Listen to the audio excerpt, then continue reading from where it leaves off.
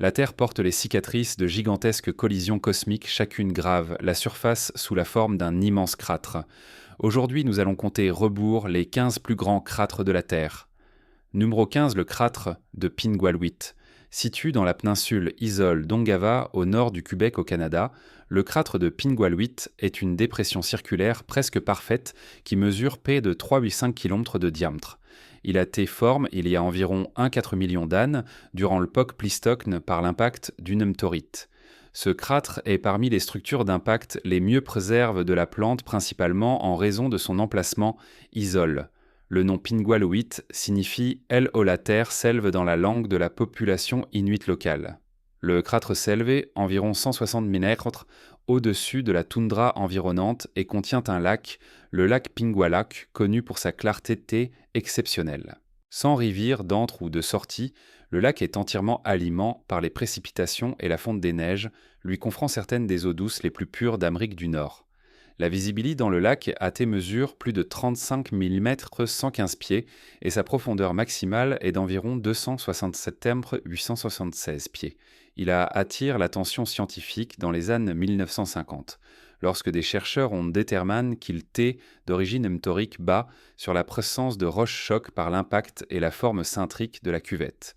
Des études ultérieures ont confirmé que la structure n'avait pas d'origine volcanique et ne montrait aucune preuve de subsidence tectonique. Ce qui la distingue de nombreux autres cratères d'impact est son état de préservation. Contrairement aux cratères situs dans des zones plus tendres ou tectoniquement actives, Pingualuit a subi une érosion minimale depuis sa formation. L'environnement rigoureux ici a effectivement figue le paysage en place préservant des caractéristiques géologiques telles que des bords surlèves, des barches d'impact et des débris de retombes. En 2007, la zone entourant le cratère a été désignée parc national par le gouvernement du Québec et le parc couvre environ 1100 km² co-GR avec la communauté inuite. Il sert également d'archive climatique naturelle.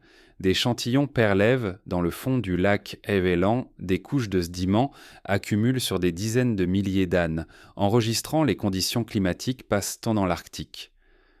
Malgré sa relative obscurie par rapport d'autres grands cratères, celui-ci est considéré comme l'un des plus précieux sur le plan scientifique. Son isolement, sa cintrée et sa géologie inchange offrent un aperçu d'un moment de collision haute énergie figue dans le temps.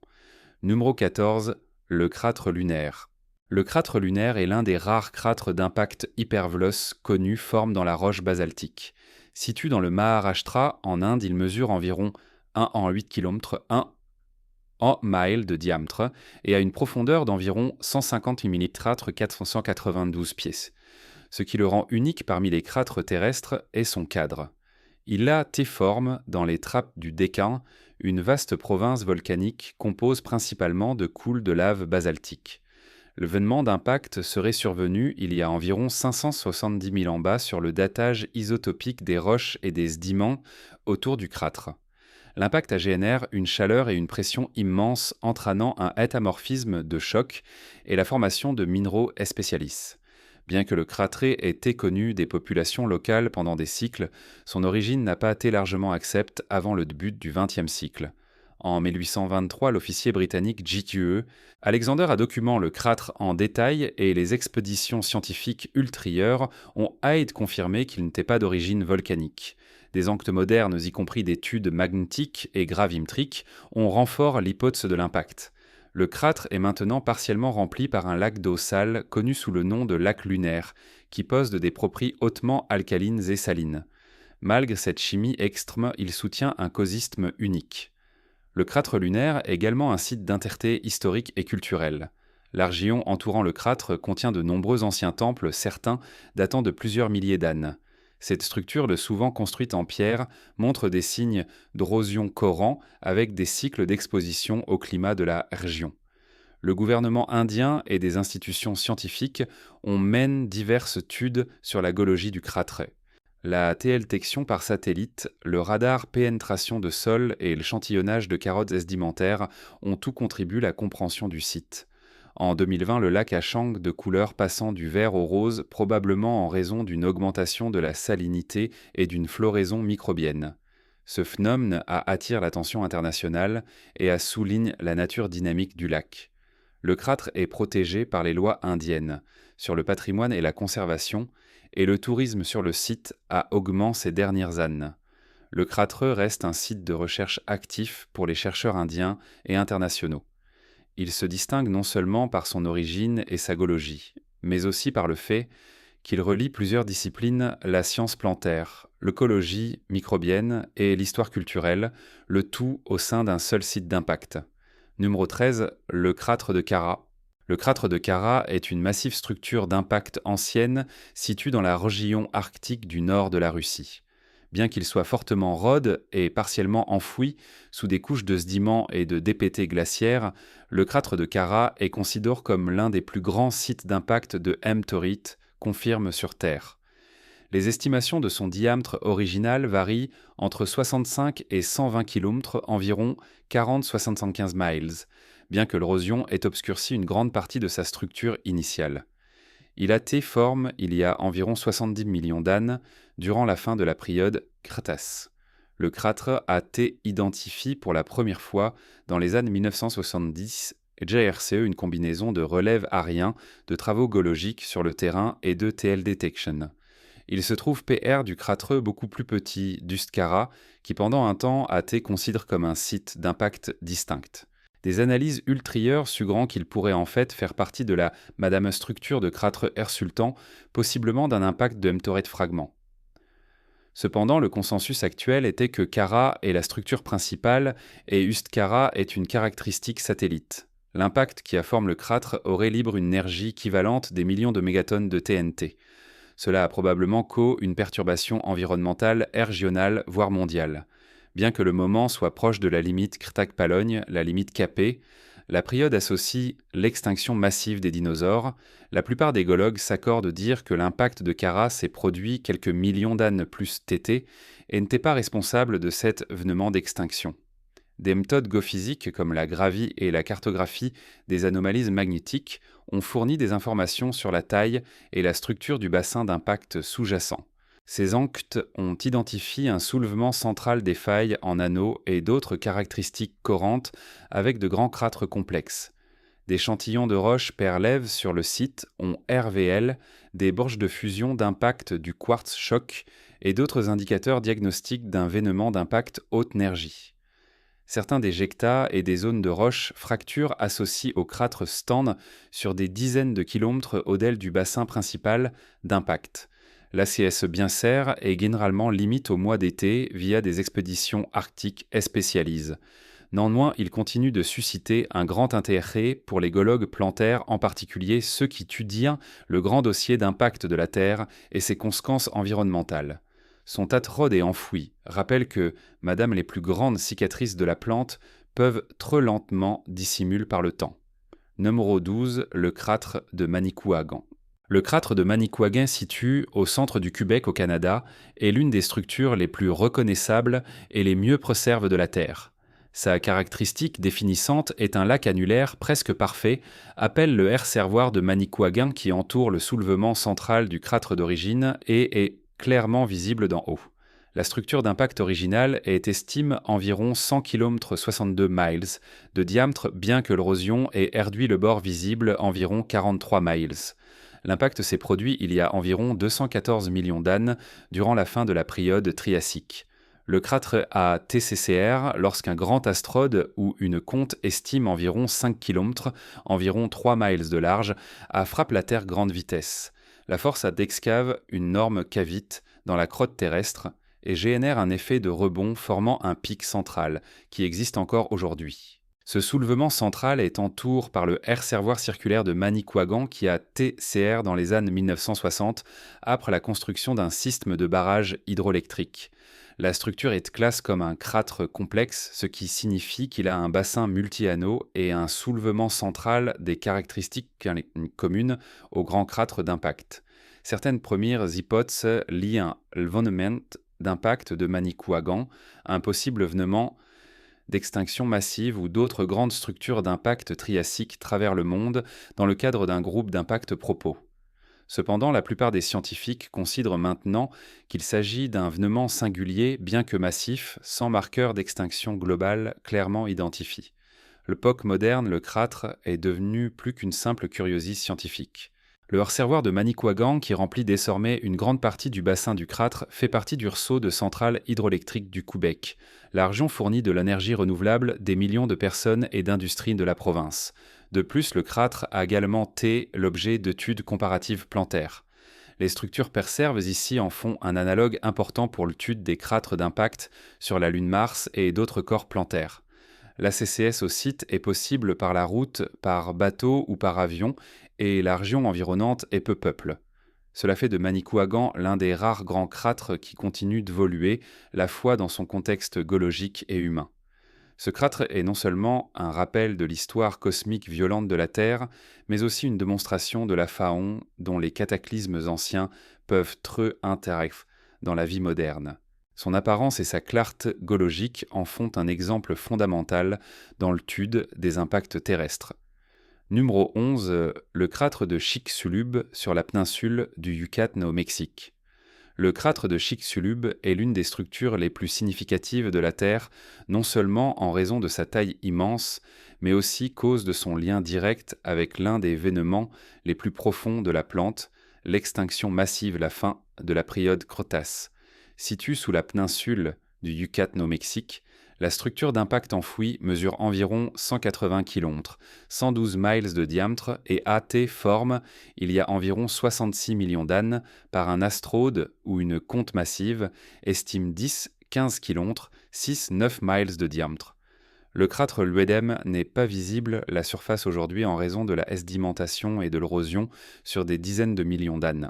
Cependant, sa forme circulaire et ses caractéristiques d'impact ont été confirmées par des enquêtes approfondies, y compris la cartographie gravimétrique d'études magnétiques et des forages.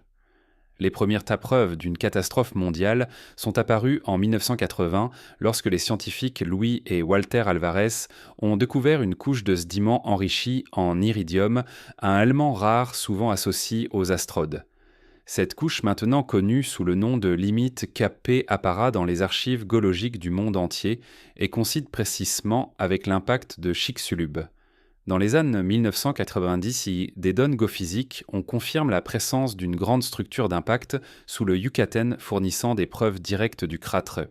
L'échantillon de carottes Perlèves lors de projets de forage, y compris l'expédition 364 du Programme international de découverte des Ocans, ont RVL du quartz choc des roches fondues et d'autres caractéristiques des impacts haute énergie. Chicxulub est un crâtre anneau de pic. C'est un type de grande structure d'impact avec un anneau central de roches souleve entour d'anneaux concentriques et de systèmes de failles. Sa géologie unique permet aux scientifiques d'étudier la fois la mécanique des impacts l'échelle plantaire et la résilience face des événements d'extinction. Aujourd'hui, le crâtre est au centre de recherches multidisciplinaires travers la géologie, la plantologie, la climatologie et la biologie. Bien qu'il soit largement catcheux sous terre, il a redéfini notre compréhension des impacts plantaires. Chicxulub est un marqueur silencieux, la fois de destruction et du renouvellement éventuel de la vie. Numéro 10. Le crâtre de Vredefort, Talibre, Afrique du Sud. Le crâtre de Vredefort, en Afrique du Sud, est la plus grande structure d'impact confirme sur la plante. Il est situé dans la province de l'Tat-Libre et a un diamètre original estime entre 250 et 300 km, 155,885 miles. Forme il y a environ 2 milliards d'années durant l'Aropaloprotrozoque, c'est l'un des plus anciens crâtres d'impact connus. Bien qu'une grande partie de la structure ait été, rôde au fil du temps, ce soulèvement central, connu sous le nom de DME de Vredefort, est toujours visible et sert de caractéristique la région.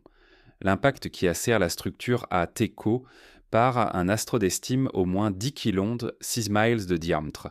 La force de cette collision aurait vaporé la roche environnante et PNTR profondément dans la crotte terrestre. Les ondes de choc de l'impact ont fracturé le socle rocheux et CR, un bassin multi-anneaux similaire, se observe sur la Lune et d'autres corps plantaires. Au cours des 2 milliards d'années suivantes, l'activité tectonique et l'érosion ont évacué une grande partie du crâtre extérieur, ne laissant visible que le noyau profondément rôde. Le DME se compose de cercles concentriques, de couches de roches métamorphoses et déformes, dont beaucoup T, l'origine horizontale, mais ont T soulève, et plient par la force de l'impact. Les roches les plus internes, y compris le granit ancien, et les ceintures de roches vertes ont plus de 3 milliards d'ânes, ce qui en fait certaines des roches exposées les plus anciennes de la plante.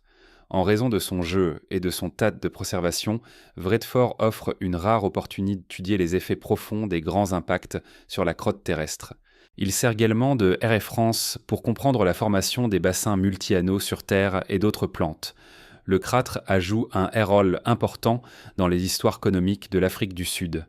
Le bassin de Witwatersrand, affecté par l'impact, contient la majorité des réserves d'or connues du monde.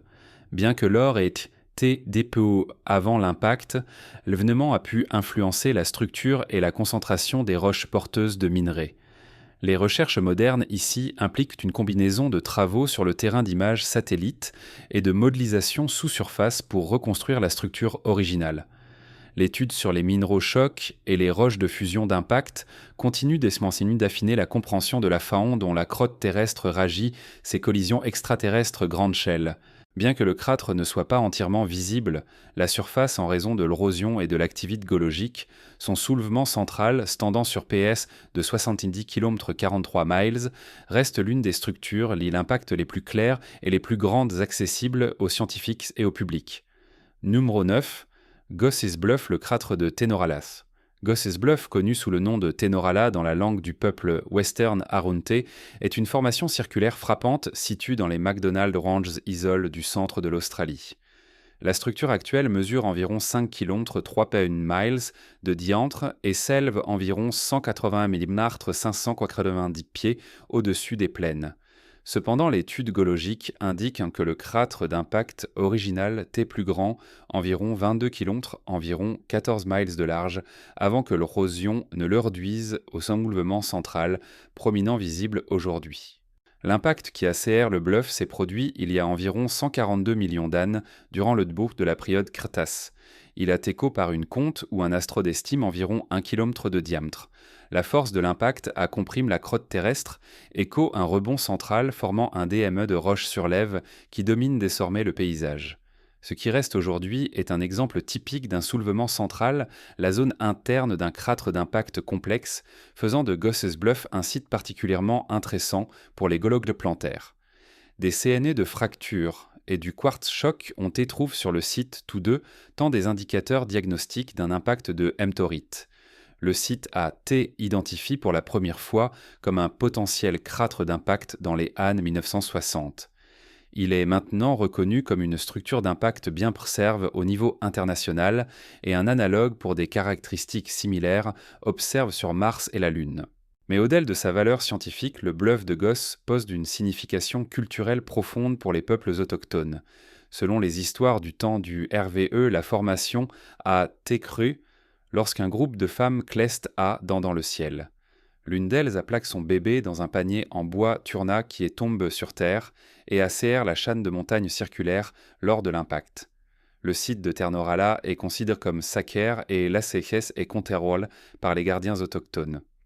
Aujourd'hui, le bluff se trouve dans une réserve de conservation GRE par le gouvernement du Territoire du Nord. La région offre des panneaux d'interprétation et une plateforme d'observation pour apprécier la formation sans la déranger.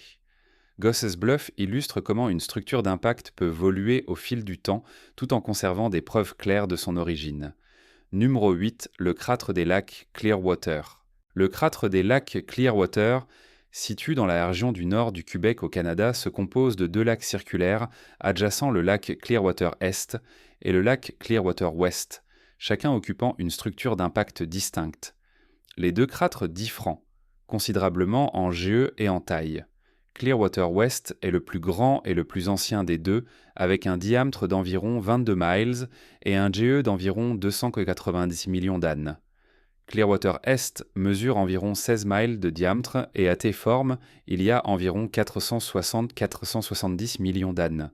Pendant un temps, la proximité des deux crâtres a conduit des spéculations selon lesquelles ils auraient été CRS par un impact d'astrode binaire, un événement rare où deux astrodes liés par gravite frappent la Terre simultanément.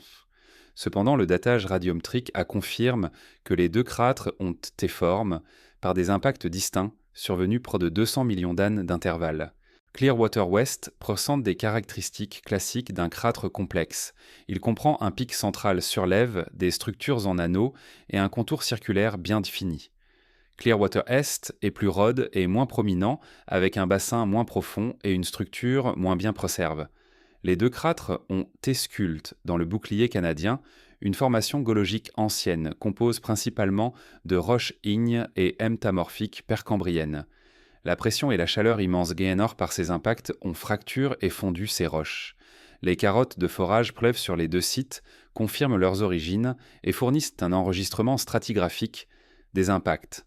Malgré leur inaccessibilité, les lacs Clearwater ont été largement étudiés par des géologues, notamment durant la fin du XXe siècle. Des scientifiques tués de la NASA et des chercheurs plantaires ont utilisé ces sites pour comprendre la formation des cratres. En plus de leur valeur géologique, les lacs font partie des territoires traditionnels des Cris et d'autres peuples autochtones qui connaissent et utilisent depuis longtemps les terres environnantes. Les lacs soutiennent des écosystèmes d'eau douce et sont parfois visités par des pêcheurs et des écotouristes, bien que des aires de conservation limitent le développement dans la région. L'eau claire, les formes symétriques et les centrales rendent ces caractéristiques facilement visibles dans les images satellites et elles servent d'analogue important pour comprendre les événements d'impact sur la Terre et d'autres plantes. Elles restent parmi les structures d'impact les plus photogeniques et les mieux préservées d'Amérique du Nord. Passons au numéro 7, le cratere de Wolf Creek. Le cratere de Wolf Creek, connu sous le nom de Kandemalal pour les peuples aborignes, est l'un des cratres d'impact de hémtorite les mieux préservés de la Terre et l'un des rares grands cratres facilement visibles et accessibles au niveau du sol. Situé dans le grand désert de sable de l'Australie occidentale, il a un diamètre d'environ 875 mètres, un peu plus de 2800 pieds, et une profondeur d'environ 60 200 pieds. Le cratere a été formé par l'impact d'une hémtorite en fer il y a environ 300 000 ans durant l'époque Pléistocène. Il a été découvert pour la première fois par des scientifiques en 1947 lors de relèves aériens. Il était connu depuis longtemps des peuples aborignes dont les traditions orales comprenaient des histoires liées à la création soudaine. Bien que ces histoires PRT précédant l'explication scientifique, elles s'alignent remarquablement avec le concept d'un objet en flammes tombant du ciel. Le nom Wolf Creek vient du ruisseau voisin Wolf Creek Nome, lors des explorations du XIXe siècle dans la Argent. La météorite qui l'a créée compose principalement de fer et de nickel et mesurait probablement 15 50 pieds de diamètre lorsqu'elle a frappé la Terre. L'impact aurait libre une énergie équivalente environ une 2 mégatonnes de TNT. Cela a suffi vaporiser la météorite et excave un profond trou circulaire. Les investigations ont donné lieu à des découvertes significatives. Des fragments de la météorite d'origine ont été trouvés la fois dans le cratere et dispersés dans le dessert environnant. Ces fragments sont composés de fer métallique avec de fortes concentrations de nickel typiques des matériaux de météorite. La localisation du cratere, environ 150 km au sud de Halls Creek en Australie occidentale, a contribué à préserver sa forme.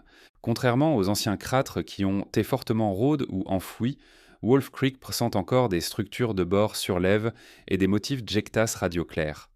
Ces caractéristiques en font un site précieux pour l'étude géologique sur le terrain et une destination populaire pour les visiteurs. Wolf Creek est protégé dans le cadre du parc national du cratere de hémtorite de Wolf Creek établi en 1969. Des sentiers de base permettent aux visiteurs de s'approcher du bord du cratere et d'observer de près les caractéristiques géologiques. Dans la culture aborigine, le cratere est associé au serpent arc-en-ciel, un être puissant dans de nombreuses histoires du temps du RVE. Le peuple Jarou explique l'origine du cratere comme l'endroit où le serpent émerge du sol, le liant une cosmologie autochtone plus large. Ces perspectives sont maintenant formellement reconnues dans l'interprétation et les efforts de préservation du site. En tant que l'un des rares grands cratres facilement visitables, il sert de rappel des puissantes forces extraterrestres qui continuent de faonner notre plante.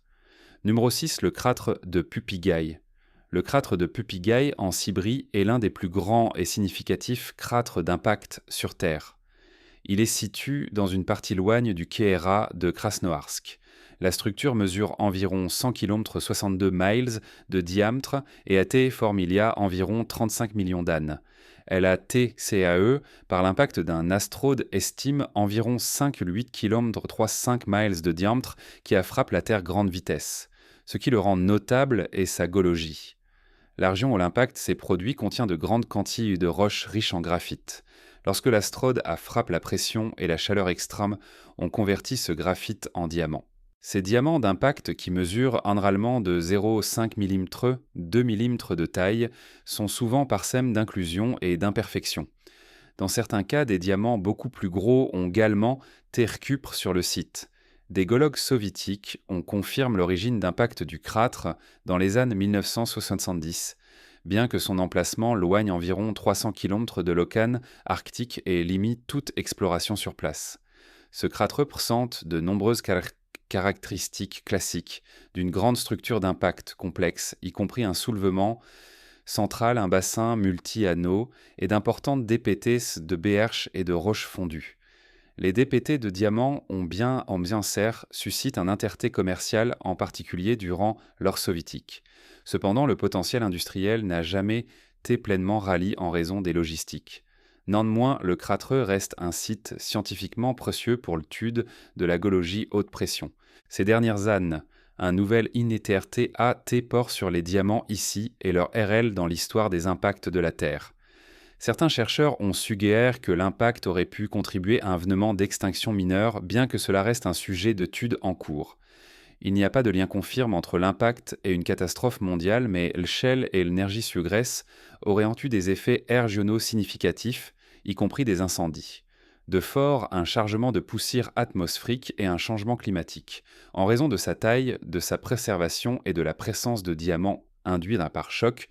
Pupigaï est souvent compare d'autres grandes structures d'impact comme Chicxulub et Manicouagan, mais son cadre arctique et sa distinctivité géologique en font un emplacement singulier dans l'étude des cratères.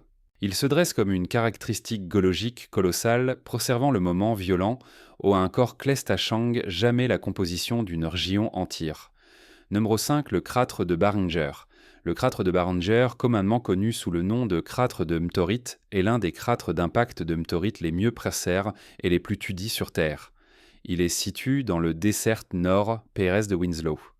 Le cratère mesure environ 1,2 km 3/4 de mile de diamètre et environ 170 mm 560 pieds de profondeur avec un bord qui s'élève 45 mm 150 pieds au-dessus des plaines.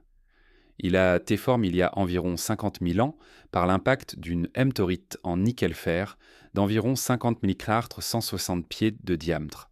Malgré sa taille relativement petite par rapport d'autres cratères de cette liste, le cratère de Barringer est significatif en raison de son exceptionnel tat de préservation.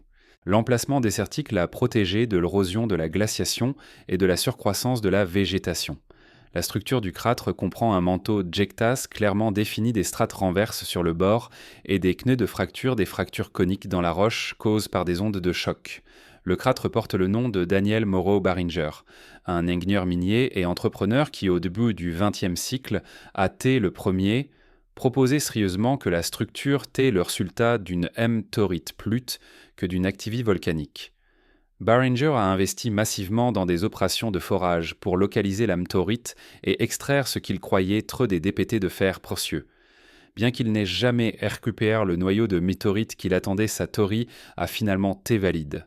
Les enquêtes scientifiques montrent que la météorite qui a collé le cratère pesait environ 300 000 tonnes et se déplaît une vitesse d'environ 12-20 km par seconde. C'est environ 26 045 000 miles l'heure au moment de l'impact. La collision aurait libre une énergie équivalente environ 10 milliards de tonnes de TNT. C'est environ 600 fois plus puissant que la bombe largue sur Hiroshima. L'impact a vaporisé la plupart de la météorite et excave des millions de tonnes de roches.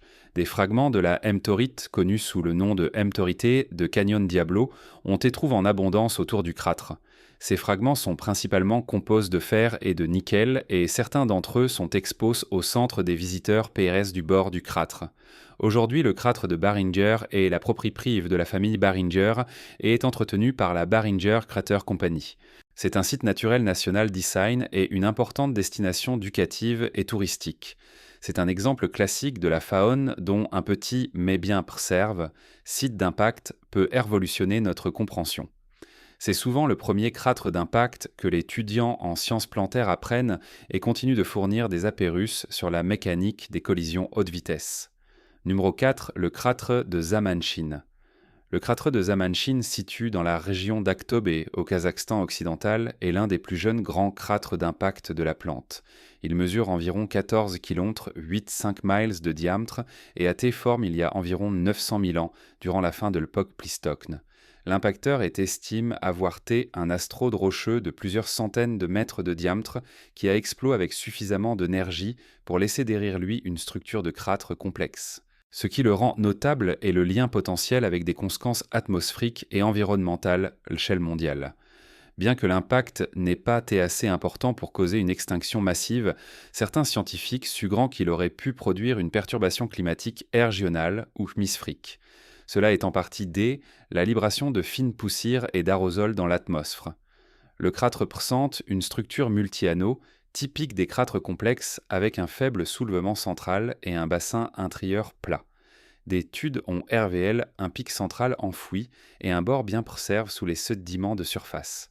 Celui-ci possède également une rare combinaison de minéraux d'impact, y compris du quartz choc des tectites et du verre d'impact. Ces fragments vitreux ont été formés par la fusion rapide et l'éjection de la roche cible durant l'événement d'impact. Certains ressemblent des tectites nord-américaines, trouvent EPS de grandes structures d'impact comme la baie de Chesapeake, bien que les matériaux de celui-ci soient localement distinctifs et aient été classés comme ergosites. Ceux-ci ont étudié pour des indices sur l'énergie de l'impact et la chimie atmosphérique qui a suivi. Des échantillons de carottes et des datations radiométriques ont aidé à affiner le jeu du crâtre et confirmer son origine d'impact. Contrairement à de nombreux crâtres plus anciens ou plus rôdes, celui-ci conserve une stratigraphie claire et des couches d'impact qui permettent une reconstruction détaillée. La région environnante est largement plate et semi-aride, et le crâtre lui-même n'est pas immédiatement vidant depuis le sol sans données géophysiques ou satellites. Cependant, la TL-Tection confirme son contour circulaire et les anomalies lient l'impact. Le crâtre continue d'attirer l'attention des géologues, des spécialistes des impacts et des scientifiques plantaires, en particulier ceux qui étudient les crâtres de taille moyenne et leurs conséquences. Celui-ci fournit des données cruciales pour comprendre le seuil, à partir duquel les événements d'impact peuvent influencer le climat sans causer d'extinction massive. Cela montre comment Madame des collisions plus petites, Shell survenues dans le pass géologique R100, peuvent laisser des signatures géologiques durables. Numéro 3, le crâtre d'Elgyitkin. Le crâtre d'Elgyitkin est situé dans la région autonome Isole dans le nord-est de la Sibérie en Russie. Il mesure environ 18 km 11 miles de diamètre et a été formé il y a environ 3,5 millions d'années durant l'époque Pliocène par l'impact d'une météorite qui a frappé une région principalement composée de roches volcaniques. Contrairement à de nombreux autres crâtres qui ont été partiellement rôdes ou enfouis, Elgyitkin est particulièrement bien préservé et contient un lac profond qui n'a jamais été glacié depuis sa formation, ce qui en fait un site exceptionnel pour la science des impacts et la recherche climatique. Le nom Elgyitkin vient de la langue tchouchki et signifie lac blanc. Le lac au centre du crâtre mesure environ 12 km, 7,5 miles de diamètre et atteint des profondeurs d'environ 160 cm, 574 pieds. En raison de sa haute latitude située dans le cercle polaire arctique et de son cadre froid et isole le lac et ses sédiments environnants, son reste non perturbe par l'action glaciaire. Cela fait d'Elgyitkin l'un des rares endroits dans l'Arctique où un enregistrement sédimentaire continu remonte des millions d'années.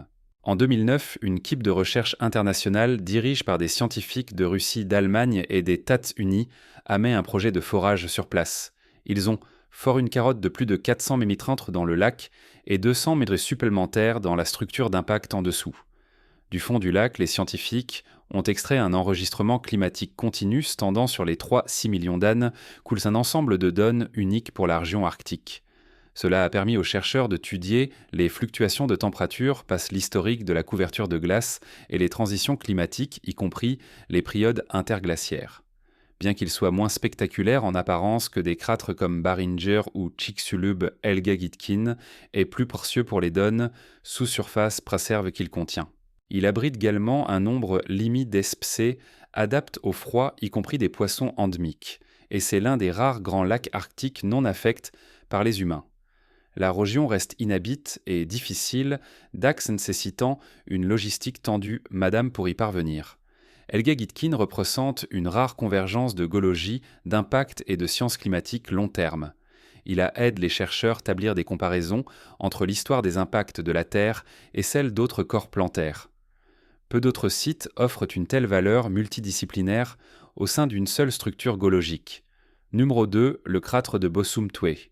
Situé dans la région Ashanti du Ghana central, le crater de Bosumtwe, le seul crater d'impact confirmé au Ghana, est l'une des structures d'impact jeunes les mieux préservées au monde, a été formée il y a environ 7 millions d'années durant l'époque Pléistocène.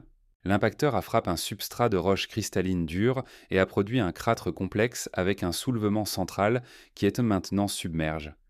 Le lac est circulaire et mesure environ 5 miles de large avec une profondeur maximale d'environ 80 mm entre 260 pieds. Sa formation est remarquable compte tenu du climat tropical et des précipitations relativement leuves dans la région. Contrairement à de nombreux cratres qui ont dérempli ou obscurci, Bosumtwe conserve sa forme et sa structure distinctes. La présence de berges d'impact de quartz, choc et de suivite, un type de roche forme par la fusion de fragments fondus, confirme l'origine d'impact du crater.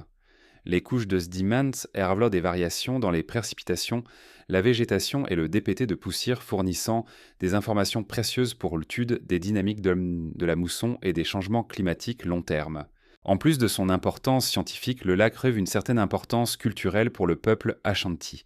Il est considéré comme sacré et les croyances traditionnelles soutiennent que les Médémors viennent au lac pour faire leurs adieux la terre.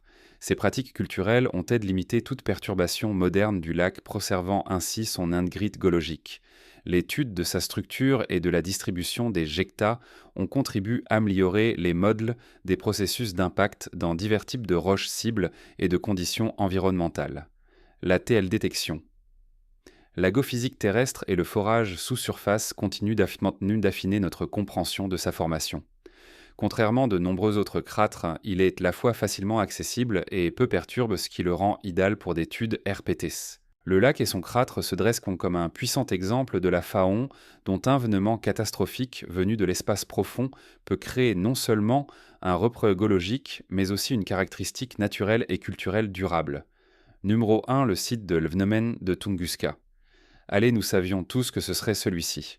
Bien qu'il ne s'agisse pas d'un crater d'impact traditionnel, le site de l'Phnomène de Tunguska en Sibérie représente le plus grand impact terrestre connu jamais enregistré. Le matin du 30 juin 1908, une énorme explosion a aplani environ 2100 km², 830 miles quart de fort.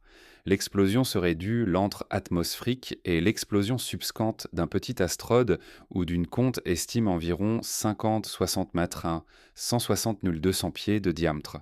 L'explosion a libre une énergie équivalente 10-15 mégatonnes de TNT. Mais malgré l'immense dévastation, aucun crater d'impact n'a jamais été trouvé, et aucun fragment du corps impactant n'a été récupéré de manière définitive. Cela a conduit de vastes enquêtes, et pendant de nombreuses années, des spéculations généralisent. La première expédition formelle dans la région a eu lieu en 1927, dirigée par le minéralogiste soviétique Leonid Kulik. Son équipe a observé des millions d'arbres couchés dans un motif radial, partir d'un point central, CPR de l'épicentre temps, brûle mais toujours debout, ressemblant des poteaux télégraphiques. Ce motif a soutenu l'hypothèse d'une explosion haute altitude plutôt que d'un impact de surface. Des recherches ultérieures ont confirmé que l'explosion s'était produite entre 5 et 10 km au-dessus du sol. Bien que diverses théories alternatives circulent au fil des décennies, y compris des éruptions volcaniques de l'antimatière, et Madame des vaisseaux spatiaux extraterrestres, le consensus scientifique par les pairs attribue le vénément de Tunguska à un météorite ou une conte rocheux. Cette explication est soutenue par des modèles de calcul, des rapports de témoins oculaires et des relèves aériens du modèle de dommage. En 2007, une équipe conjointe italo-russe affirme avoir trouvé des preuves d'un petit cratère d'impact dans le lac Tchéco, environ 8 km de l'épicentre Sugran, qu'il pourrait avoir DCCR par un fragment de l'objet original. La plupart des experts soutiennent toujours que l'explosion s'est produite entièrement dans l'atmosphère et n'a laissé derrière elle aucun cratère traditionnel. L'événement de Tunguska est unique, non seulement en raison de son ampleur et de son emplacement, mais aussi en raison de l'absence de toute fatalie malgré son ampleur. L'événement est souvent cité comme une étude de cas en matière de défense plantaire illustrant le potentiel destructeur madame des objets proches de la Terre relativement petits. Aujourd'hui, le site de Tunguska fait partie d'une réserve naturelle protégée, bien que les avances récentes en imagerie satellite et en télédétection aient permis une étude plus détaillée. L'événement a également suscité un intérêt au début du XXe siècle pour les menaces plantaires.